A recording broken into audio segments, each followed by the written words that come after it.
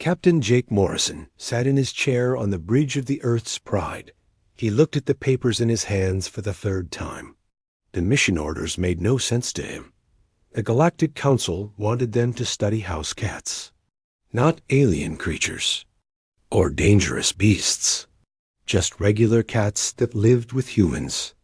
This has to be a mistake, Jake said to his science officer, Dr. Lisa Hayes.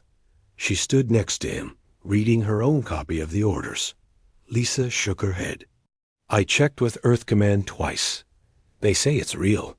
The aliens want us to study cats for some reason. Jake laughed, but it wasn't a happy sound. We have the best research ship in the fleet. We've mapped new star systems and found 3 new species. Now they want us to watch cats sleep and eat? The orders say it's a Class A biological investigation, Lisa said. That's the highest level they give. They only use that for things that could change everything. Far away from Earth, on a space station hidden behind Jupiter's largest moon, alien eyes watched human colonies through powerful telescopes. Commander Vexka of the Zephyrian Fleet had been watching humans for 3 years. His job was to study human behavior before his people made contact. But Vexka wasn't watching humans anymore. He was watching their cats. His assistant, a young officer named Zithmar, brought him another report. Commander, we have 17 more cases from the colony on New Terra. Vexka took the report and read it quickly. Another cat had saved human lives. This time, a small orange cat named Whiskers had led a family away from their home just minutes before a meteor hit it. The cat had never acted that way before. It had walked to the door, meowed loudly, and refused to stop until the family followed it outside. How did the cat know? Zithmar asked. That's what we need to find out, Vexka said. He looked at the wall where he kept pictures of dozens of cats. Each picture showed a cat that had done something impossible. There was Fluffy, a gray cat who had somehow known which path to take during a fire. The cat had led 12 people to safety through smoke, so thick that humans couldn't see their own hands. Security cameras showed the cat walking confidently through the maze of hallways, never making a wrong turn.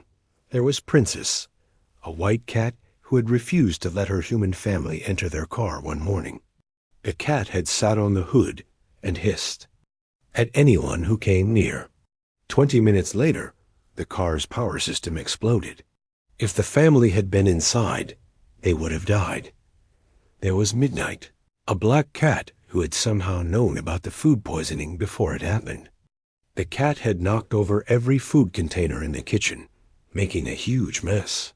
The family was angry until they found out later that all the food had been contaminated with a deadly bacteria that their equipment couldn't detect. Commander, Zithmar said, my people have a saying. When something seems impossible, look for the simple answer. And what's the simple answer here? Maybe Earth cats aren't normal animals. Vexka had been thinking the same thing. In all his years of studying different species across the galaxy, he had never seen anything like this. These cats seemed to know things before they happened. They could sense danger that even advanced alien technology couldn't detect. On the human colony of New Terra, engineer Bob Carter was having the worst day of his life. The main power generator was acting up, and he couldn't find the problem. Every test he ran showed that everything was working perfectly, but the power kept flickering, and that meant the life support systems were in danger. Bob had been working for 14 hours straight. His eyes were tired, and his hands shook from too much coffee. He was about to give up when he noticed something strange. His cat, a fat tabby named Patches, was sitting next to one of the power cables. The cat was staring at a section of the cable that looked perfectly normal. Patches had been sitting there for 3 hours, not moving, just staring. What are you looking at, buddy? Bob asked. Patches meowed once and touched the cable with his paw. Bob looked closer. The cable looked fine, but something made him run a deeper scan. The results made his blood run cold. The cable was about to fail completely. There was a tiny crack in the insulation that was getting bigger every minute.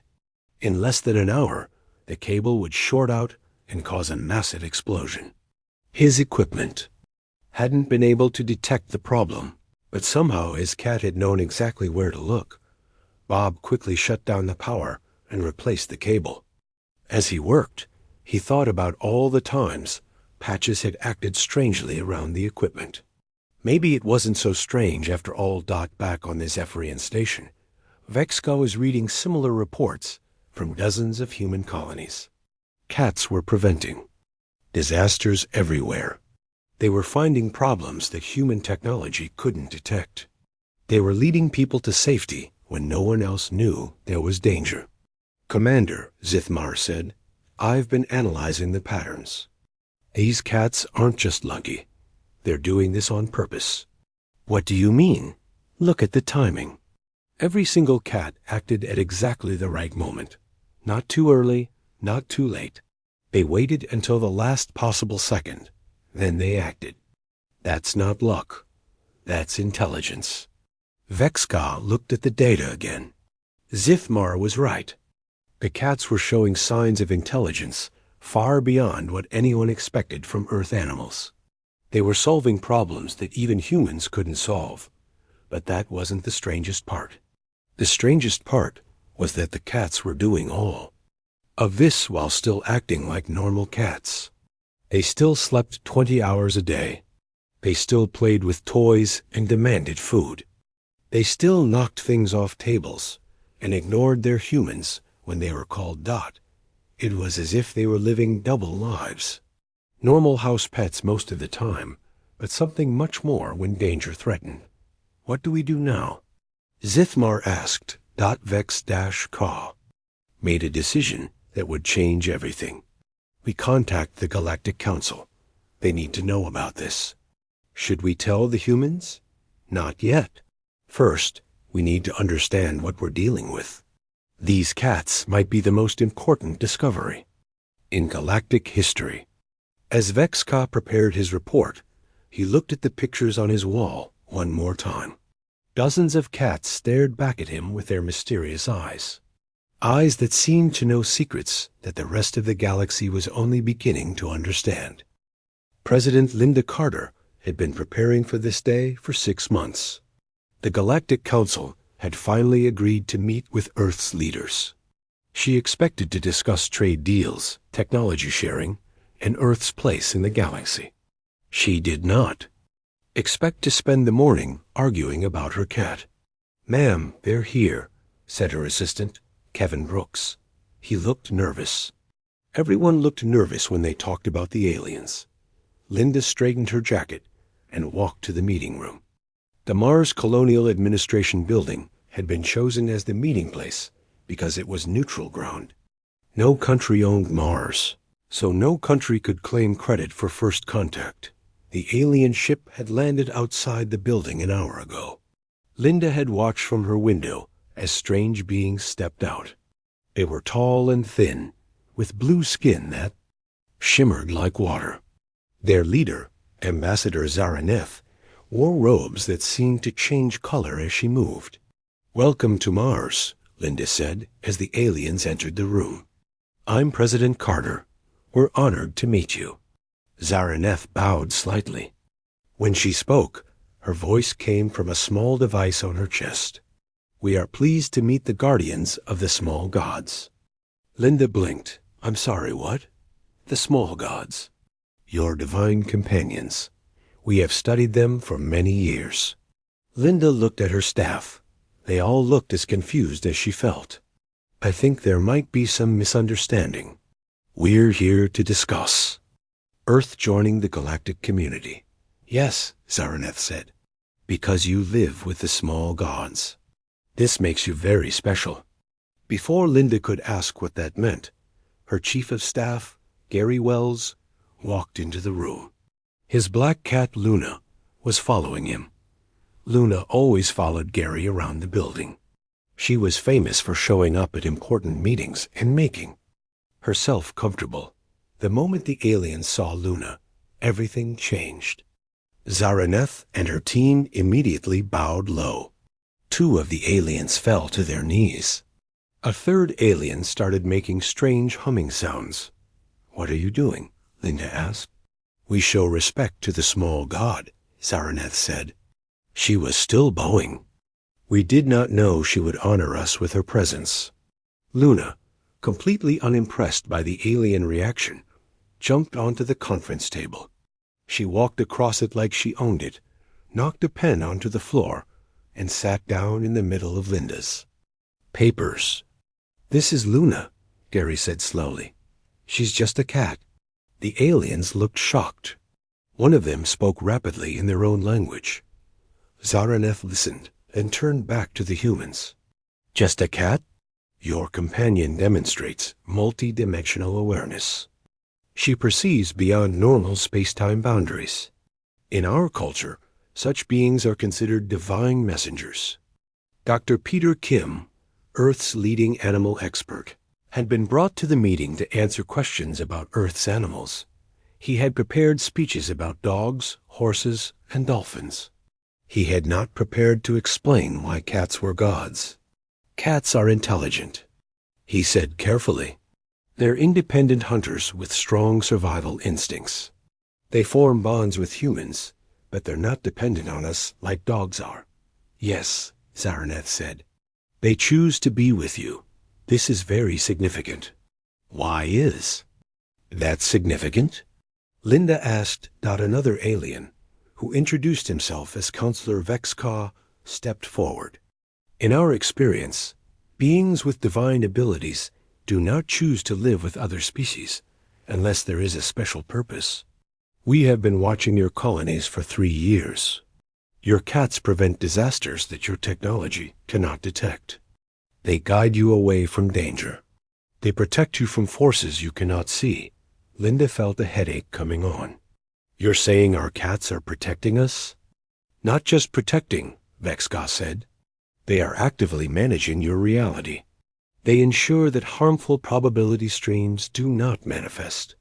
They collapse dangerous quantum possibilities before they can affect you." Peter Kim raised his hand. "I'm going to need you to explain that in simpler terms." Zaraneth walked closer to Luna, who was now cleaning her paw. "Your companion exists partially outside normal time. She can see multiple possible futures.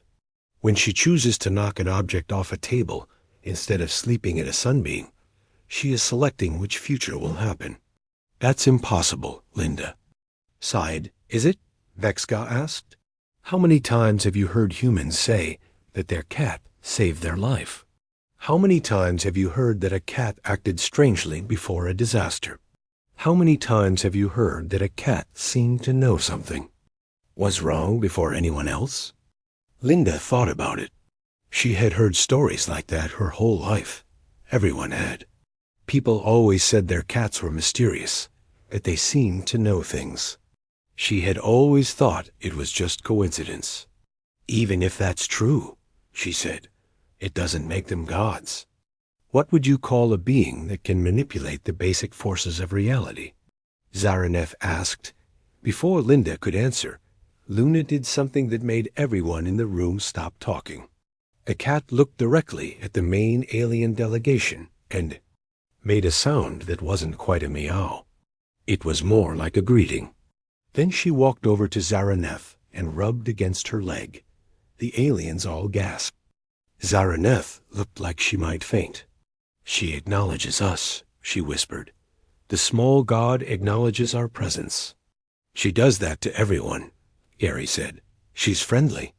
"No," Vexka said. "She is choosing to interact with us. This is a conscious decision by a being of cosmic significance." Linda sat down hard in her chair. "This is insane. You're telling me that my planet gets to join your galactic community because we live with cats?" "Not just because you live with them," Zaraneth said. "Because you treat them as family. Because you respect their independence while providing for their needs. Because you have created a perfect symbiotic relationship with beings that could destroy or save entire civilizations. What do you mean, destroy civilizations? Linda asked. There are records, Vexka said, of species that tried to control or harm beings like your cats. Those species no longer exist. The cats left them, and without protection from quantum disasters, those civilizations fell apart. So we're safe as long as we keep taking care of cats? Gary asked. You are safe as long as the cats choose to stay with you, Zaraneth said, and they seem very happy with the arrangement. As if to prove her point, Luna jumped down from the table and walked over to Linda. She climbed into the president's lap and started purring loudly. The sound filled the room like a motor running. She likes you, Gary said. She is expressing approval of the proceedings, Vexka said. This is a very good sign for your planet's future. Linda looked down at Luna, who was now making biscuits on her jacket with her paws. So what happens now? Now we begin the formal process of welcoming Earth into the galactic community, Zaraneth said. There will be paperwork, of course. Treaties to sign. Protocols to establish. But the most important part is already done. What's that? The small gods have chosen to reveal themselves to us. They have acknowledged our presence and shown approval of our contact. This means we have their permission to proceed. Linda petted Luna, who purred even louder. I don't suppose you could explain all this to the rest of Earth's population? That is why we are here, Zaraneth said. The galaxy needs to know about the small gods. And the small gods need to be protected. Protected from what? From species that do not understand their importance. From governments that might try to use them as weapons. From anyone who might harm them or take them away from their chosen companions. Linda looked around the room. The most important moment in human history was happening because of cats. It was too strange to believe, but she couldn't argue with the results. All right, she said. Let's talk about these treaties. As the meeting continued, Luna settled in for a nap on Linda's lap. She had done her job. The humans and aliens were talking peacefully. The future was secure. Now it was time for the most important part of any cat's day. A good long sleep in a warm, comfortable place. Outside, more alien ships were landing. The news crews were arriving. The world was about to change forever. But inside the meeting room, a small black cat purred contentedly, completely unaware that she had just altered the course of galactic history. Dr. Peter Kim had never expected to become the galaxy's leading expert on cat behavior. 6 months ago, he had been a simple animal researcher. Now he was leading a team of human and alien scientists studying cats across 17 different space colonies. His first stop was Europa Station, one of Jupiter's moons. The station manager, Major Alex Thompson, met him at the airlock. Alex looked tired and confused. Dr. Kim, I have to tell you, this whole thing sounds crazy, Alex said as they walked through the station. But after what happened last month, I'm willing to believe anything. Tell me about Smokey, Peter said. He had read the report, but he wanted to hear it from someone who was there. Alex stopped walking. Smokey is just a regular gray tabby. He belongs to one of our engineers, Nancy Walsh. Nancy found him as a kitten on Earth and brought him here when she transferred. He's been living on the station for 2 years. They reached the engineering section. Nancy Walsh was waiting for them. She was a small woman with grease-stained hands and worried eyes. Next to her sat a large gray cat with white paws. This is Smokey, Nancy said. He's the one who saved us all. Peter knelt down to look at the cat. Smokey looked perfectly normal. He was cleaning his paw and ignoring the humans completely.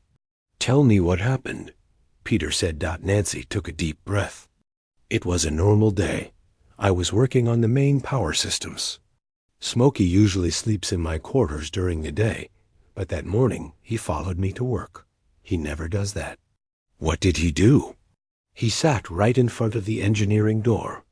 Every time someone tried to go in, he would hiss and block the way. At first, I thought it was funny. But then he started getting aggressive. He scratched Bill Murphy when Bill tried to pick him up. Alex nodded. I got calls from 3 different people about the cat. They said it was acting crazy, not letting anyone into engineering. I almost called security to have it removed. What stopped you? Peter asked. Nancy, Alex said. She insisted something was wrong. She said Smokey had never acted like that before. So I decided to wait and see what happened. Nancy continued the story. Smokey sat there for almost an hour. He wouldn't move. He wouldn't eat. He just sat there, watching the door. Then, at exactly 10:47 a.m., he suddenly ran away. 5 minutes later, the reactor alarm went off. Peter felt a chill. What was wrong with the reactor? A hairline crack in the containment housing, Alex said. It was so small that our sensors couldn't detect it, but it was growing. Our chief engineer said that if anyone had been in that room when the crack reached critical size, the radiation would have killed them instantly. How did Smokey know? Peter asked. That's what we want you to tell us, Nancy said. Because it's not the first time he's done something like this. Nancy showed Peter her logbook. Over the past year, Smokey had done strange things before 6 different equipment failures. He had refused to let people into rooms that would later have atmospheric leaks. He had knocked tools out of people's hands just before those tools would have caused electrical shorts. He had even blocked a hallway for an entire day, and later that evening, a support beam had fallen exactly where people normally walked. Every time, Nancy said, he knew something was wrong before our instruments did. It's like he can see problems before they happen. Peter was taking notes as fast as he could. Has he ever been wrong? Has he ever acted strangely when there wasn't? Actually a problem? Never, Alex said. Every single time Smokey has acted weird, we've found a real problem. The cat has a 100% accuracy rate. Dr. Amanda Foster, Peter's research partner, was studying similar cases on Titan Base. She sent him reports every day, and every report was more unbelievable than the last. On Titan, a cat named Patches had saved the entire base from a computer. Virus the human experts didn't even know existed. Security cameras showed the cat systematically unplugging network cables in a specific order. The virus had been designed to spread through the station systems and shut down life support. Patches had stopped it by disconnecting the exact cables it needed to spread. The cat couldn't have known what those cables were for, Amanda wrote in her report. But somehow it knew exactly which ones to disconnect and in what order. It's like the cat could see the virus moving through the system. On the mining stations around Ceres, cats were predicting equipment failures days in advance. They would refuse to go near mining equipment that was about to break down. They would hide from tools that were going to malfunction. The miners had started watching their cats more carefully than their instruments. The cats are right more often than our computers, wrote Station Chief Roy Parker. We've started checking any equipment that the cats avoid. We've prevented 12 major accidents. This way, Peter was starting to see a pattern. The cats weren't just lucky. They were actively preventing disasters. But they were doing it in a way that seemed almost casual, like it was no big deal. He decided to run a test. Working with Amanda and the alien scientists, he set up a controlled experiment on Europa Station. They would create a dangerous situation and see if Smokey would react. Are you sure this is safe? Nancy asked. She was holding Smokey in her arms. The cat looked bored. The radiation leak will be contained, Peter said, and it will be very small. But theoretically, it should trigger whatever senses Smokey is using. They set up the experiment in a sealed chamber. A small amount of radioactive material would be released, not enough to hurt anyone. but enough to be dangerous if someone was exposed to it for too long. Smokey was in Nancy's office, 3 corridors away from the test chamber. He couldn't see the chamber, and he had no way of knowing what was happening there. At exactly 2 p.m., Peter activated the release mechanism. The radioactive material began to leak into the chamber. At exactly 2 p.m., Smokey started howling. Nancy came running. "What's wrong with him?" Smokey was pacing back and forth, meowing loudly. He kept looking toward the corridor that led to the test chamber. "He knows," Peter said. "He knows exactly where the danger is." But Smokey did something that surprised everyone. Instead of just warning them about the danger, he started walking toward it. He led them down the corridor, straight to the test chamber. When they reached the chamber, Smokey sat down in front of the control panel. He looked at Peter and meowed once, as if to say, "Fix it." Peter shut down the experiment. The moment the radioactive material was contained, Smokey relaxed. He walked over to Nancy and started purring. He didn't just detect the danger, Amanda sighed. He led us to it. He wanted us to fix it. "It's like he's taking care of us," Nancy said. "Like he thinks we're his responsibility." Peter was beginning to understand. The cats weren't just predicting disasters. They were actively managing their human safety. They were taking responsibility for preventing problems that the humans couldn't see. But the most incredible discovery came from the research station on Ganymede. Dr. Lisa Hayes, who had been studying a cat named Mittens, made an observation that changed everything. "Peter, you need to see this," she said over the video link. "Mittens isn't just preventing disasters. She's preventing disasters that haven't even been caused yet." "What do you mean?"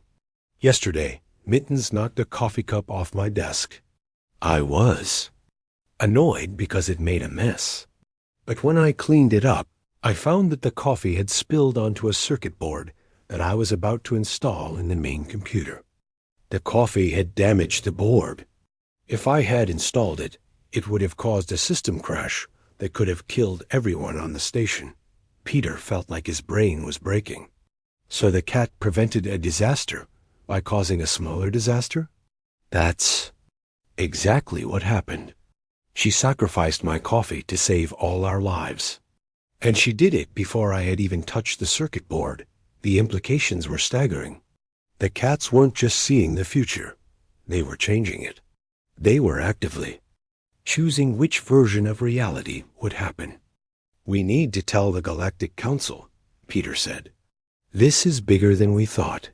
Back on Earth, the alien observers were watching the test results with growing amazement. Vexka was preparing a report for the Galactic Council that would change how the galaxy viewed Earth cats forever. "They're not just animals," he told his assistant. "They're reality managers. They're choosing which possibilities become real and which ones don't." "What does that make humans?" his assistant asked. "The luckiest species in the galaxy," Vexka said. "They've been living under the protection of cosmic forces without even knowing it." As Peter compiled his research, he realized that every human in the galaxy owed their life to cats. Every avoided disaster, every prevented accident, every lucky break had been carefully arranged by feline guardians who asked for nothing in return except food, shelter, and the occasional belly rub. The cats had been keeping humanity safe all along. They had been doing it quietly, without recognition or reward. They had been doing it because they chose to. And now, finally, the galaxy was beginning to understand just how special that choice really was. Dr. Ellen Rodriguez had been staring at the same equation for 3 hours. The numbers didn't make sense. According to her calculations, Earth cats were doing something that should have been impossible. "The quantum readings are off the charts," she said to her research team. They were gathered in the main lab on Luna Base, surrounded by computers and alien technology that the Galactic Council had provided for the cat research project. "What exactly are we looking at?" asked Dr. Peter Kim. He had flown in from Europa. Stationed with Smokey, who was now sleeping in a patch of sunlight by the window, Ellen pointed to her computer screen. Every time a cat prevents a disaster, we see massive quantum fluctuations. It's like reality itself is being rewritten around them. Dr. Amanda Foster looked up from her own computer. I'm seeing the same thing with patches on Titan. The quantum field readings spike every time she does something that prevents a problem. But that's not the strange part, Ellen said. The strange part is that the fluctuations happen before the cat acts. The universe changes first, then the cat responds to the change. Peter frowned. That doesn't make sense. If the universe is changing first, what's causing the change? That's what I've been trying to figure out, Ellen said. And I think I have an answer, but you're not going to like it. She pulled up a new screen full of complex diagrams. I think cats exist partially outside normal space-time. They're not fully in our reality. Part of them exists in what we might call quantum space, where all possibilities exist at once. You're saying cats are interdimensional beings? Amanda asked. Not exactly. I'm saying they exist in multiple dimensions simultaneously. Most of them is here with us, but part of them exists in a realm where they can see all possible futures. Peter looked over at Smokey, who was still sleeping peacefully. So when Smokey prevented that radiation leak, he was seeing all the possible outcomes and choosing the one where nobody got hurt. That's exactly what I'm saying, Ellen said. But it's more than that. They're not just seeing possible futures. They're actively selecting which future becomes real. The implications were staggering. Ellen continued her explanation. Every time a cat knocks something off a table, they're collapsing quantum possibilities. They're taking a universe where infinite things could happen and narrowing it down to the one thing that does happen. So when my cat knocks over my coffee cup ... Peter began. She's preventing a timeline where that cup staying on the table would have led to something bad happening. Ellen finished. Maybe the cup would have been in the way when you needed to grab something important. Maybe the coffee would have gone cold, and you would have gotten sick drinking it later. Maybe keeping the cup there would have led to a chain of events that ended in disaster. Amanda was shaking her head. This is insane. You're telling me that every annoying thing cats do is actually them saving the world? I'm telling you that. Cats are constantly managing reality to keep their humans safe, Ellen said. And they're doing it so smoothly that we never even notice. At that moment, Smokey woke up and walked over to Ellen's computer. He sat down and stared at the screen for a moment. Then he reached out with one paw and touched a key on the keyboard. The screen flickered and changed.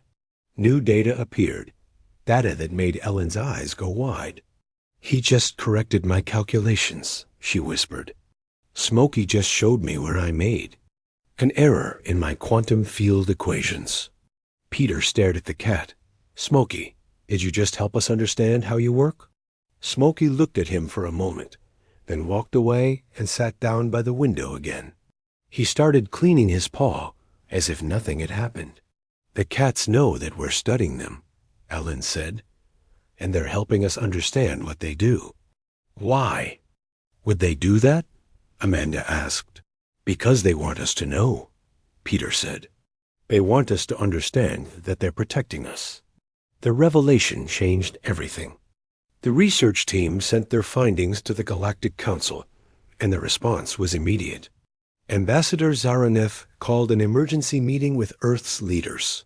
President Linda Carter sat in the same room where first contact had happened 6 months ago. This time, she was joined by General Ray Cooper, Earth's military liaison, and Dr. Rodriguez, who had been asked to explain her findings. You're telling me that cats are cosmic guardians? General Cooper asked. He was a practical man who dealt with facts, not theories. That sounds like science fiction. General, with respect, 6 months ago, you would have said that meeting with aliens was science fiction, Linda said. Now we're having tea with beings from another galaxy. Zaraneth spoke up. Dr. Rodriguez's findings match our own research. We have been studying similar phenomena across the galaxy for thousands of years. In all that time, we have never found a species that lives in harmony with such powerful beings. What do you mean powerful? General Cooper asked. Beings that can manipulate quantum reality are among the most powerful forces in the universe, Zaraneth said.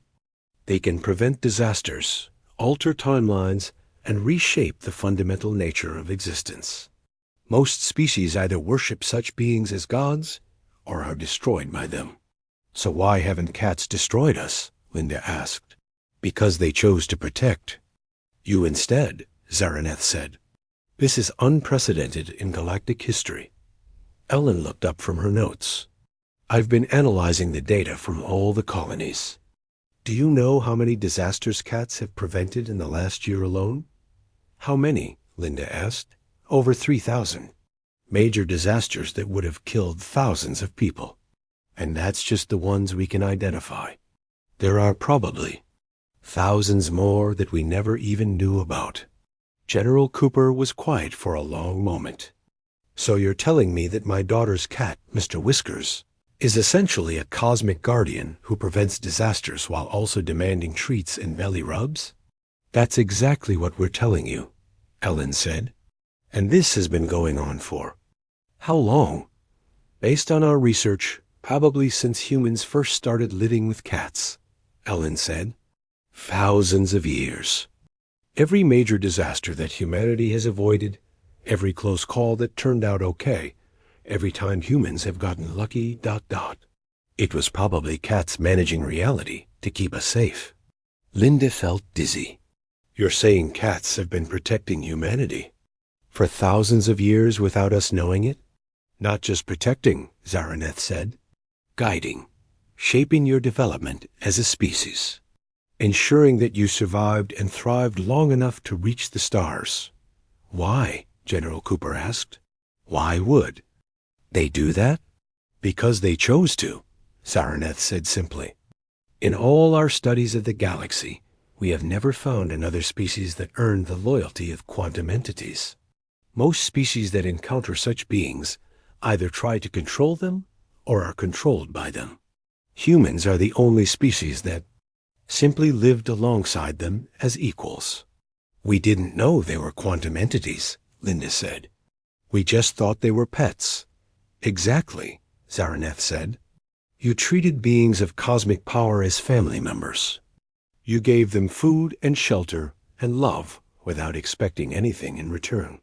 You respected their independence while providing for their needs. You created a perfect symbiotic relationship. Ellen was looking at her data again. There's something else.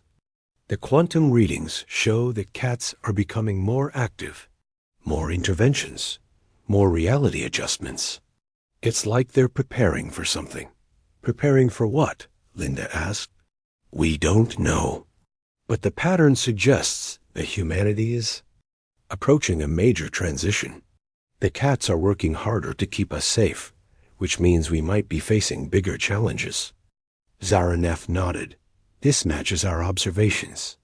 As humanity expands into the galaxy, you will face new dangers. The cats appear to be adapting their protection to meet these new challenges. So what happens now? General Cooper asked. Now we make sure that Earth cats are protected, Zaraneth said. The Galactic Council has voted unanimously to classify them as small gods. Any harm to an Earth cat will be considered an act of cosmic vandalism. And humanity? Linda asked. Humanity will be granted full membership in the Galactic Council under the Divine Companion Clause. You will receive advanced technology, preferential trade status, and protection from hostile species. All because you earned the loyalty of the small gods. As the meeting continued, Ellen looked out the window at the Earth rising over the lunar horizon. Somewhere down there, millions of cats were going about their daily routines. sleeping in sunny spots, playing with toys, knocking things off tables, and quietly managing the quantum forces that kept humanity safe. "There's one more thing," Ellen said, turning back to the group. "The cats seem to know that we know about them now. The quantum readings have changed since we started this research." "Changed how?" Linda asked. "They're being more obvious about their interventions. It's like they don't feel the need to hide anymore. Yesterday, a cat on Mars Station walked up to a control panel and pressed 3 specific buttons. Those button presses prevented a complete life support failure. The cat didn't even try to make it look accidental." General Cooper laughed, but it wasn't a happy laugh. "So now that we know the truth, they're just going to start openly managing our technology?" "It looks that way," Ellen said. "They're comfortable with us knowing what they do." Zaraneth stood up from her chair. "This is why the timing of first contact was so important.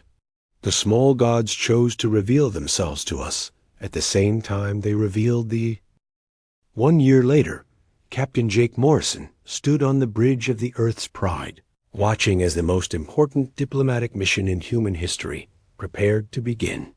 His ship had been chosen to carry Earth's first ambassador to the Centauri Federation, along with a very special advisor. "Are you ready for this, Ginger?"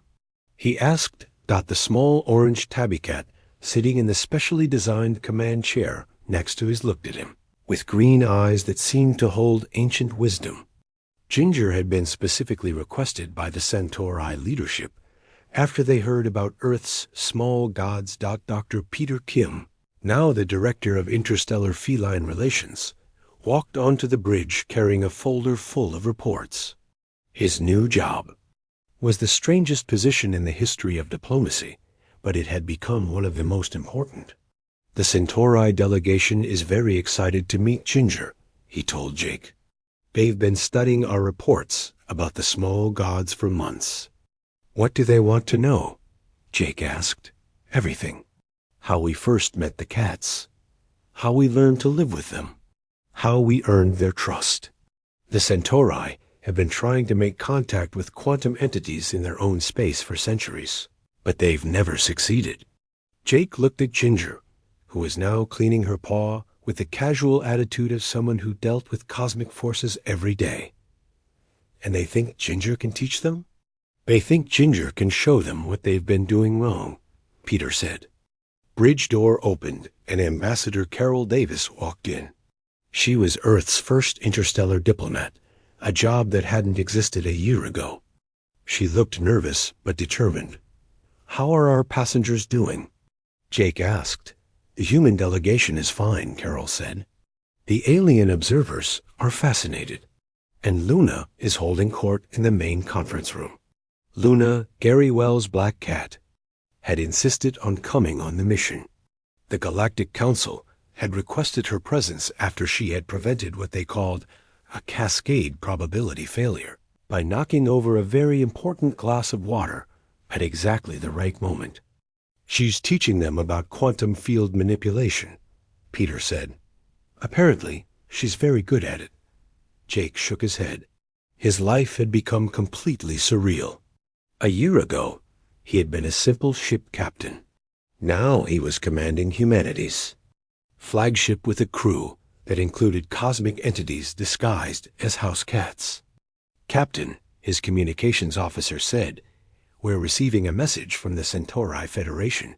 They're ready for our arrival." "Take us in," Jake said.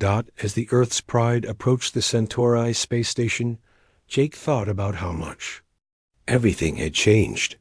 The Galactic Council had kept their word.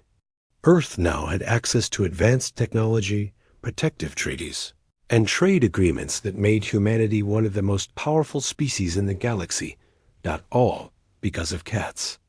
Feline protection protocols had been signed by every member of the Galactic Council. Any harm to an Earth cat was now considered an act of war against the entire galaxy. Cat shelters on Earth received funding from alien governments. Veterinary research had advanced by centuries in just 1 year. The strangest part, Peter had, told Jake is that the cats act like nothing has changed. They still want their food on time and still knock things off tables. The only difference is that now we know they're doing it to save the universe. The Earth's Pride docked with the Centauri station without incident. As Jake prepared to meet with the alien delegation, he wondered what they would think of humanity's approach to cosmic diplomacy. The Centauri were tall, elegant beings with silver skin and large, dark eyes.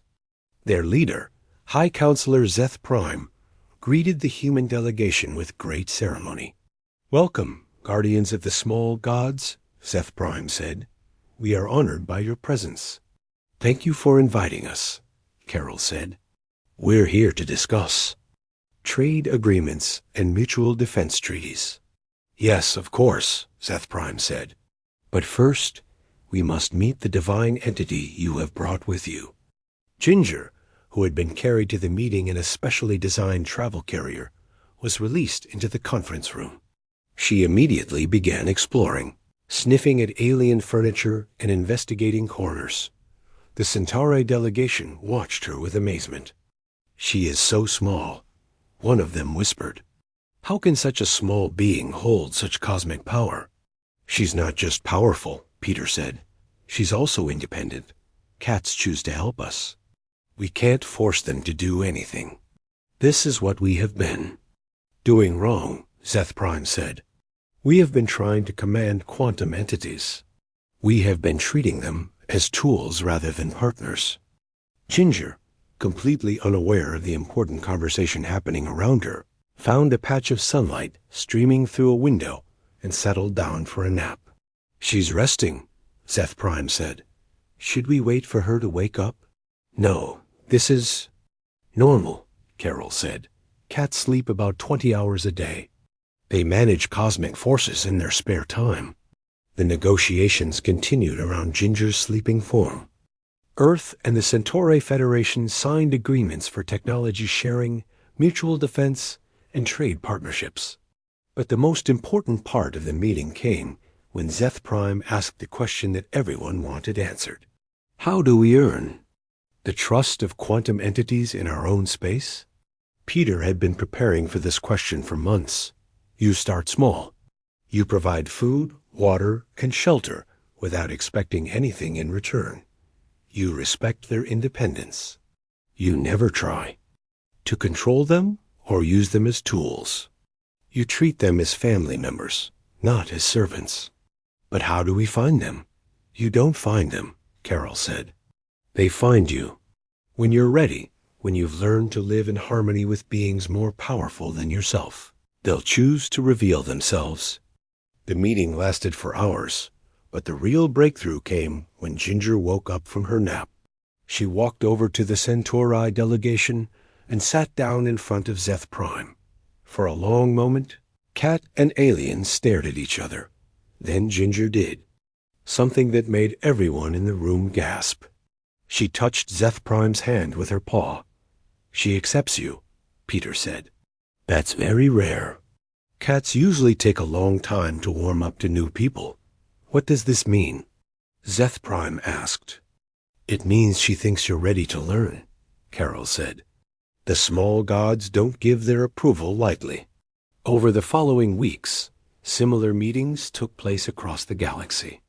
Earth's cats were introduced to dozens of alien species, each hoping to learn the secret of living in harmony with cosmic forces. The results were amazing. Within 6 months, 3 different species had made contact with quantum entities in their own space. The Altarians discovered crystalline beings that could manipulate time streams. Evorthan found energy creatures that could prevent stellar disasters. The Kolari encountered plant-like entities that could control planetary weather patterns.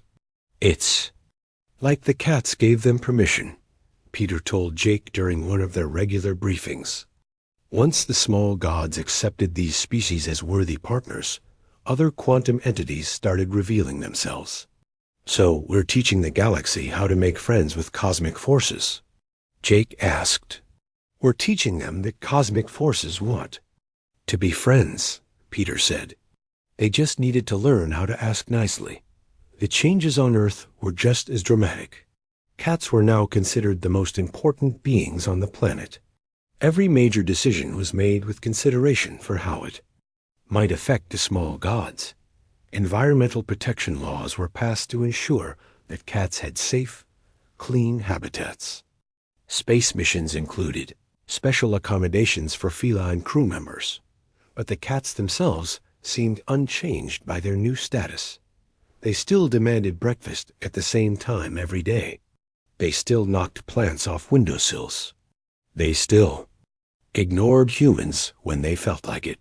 The funny thing, Carol told Jake, is that this is exactly why they chose us. We never treated them like gods. We treated them like family. And apparently, that's exactly what cosmic entities want.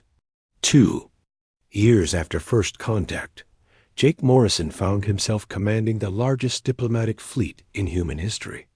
Earth had become the center of galactic civilization, not because humans were the strongest or smartest species, but because they had learned to share their homes with beings that could reshape reality. As he prepared for yet another diplomatic mission, Jake looked at Ginger, who was sleeping in her command chair. The small orange cat had traveled to more star systems than any human in history. She had helped negotiate treaties that would keep the galaxy peaceful for generations. She had taught alien species how to live in harmony with forces beyond their understanding. And right now, she was dreaming about chasing a red dot across the floor. "You know, Ginger," Jake said quietly, "I think that's the secret. You save the universe, but you never let it go to your head." Ginger opened one eye, looked at him for a moment, and went back to sleep. She had work to do in her dreams. Reality didn't manage itself. In the end, humanity's greatest achievement wasn't conquering space or developing faster-than-light travel. It was learning to share their lives with entities that could reshape the fundamental forces of existence. And somehow making it look effortless. The galaxy had finally learned why Earth cats purr. They were expressing satisfaction with their management of the cosmic order, one comfortable lap at a time. And as long as humans continued to provide warm laps, regular meals, and respect for feline independence, the small gods would continue to keep reality running smoothly. It was, Jake thought, probably the best deal in galactic history.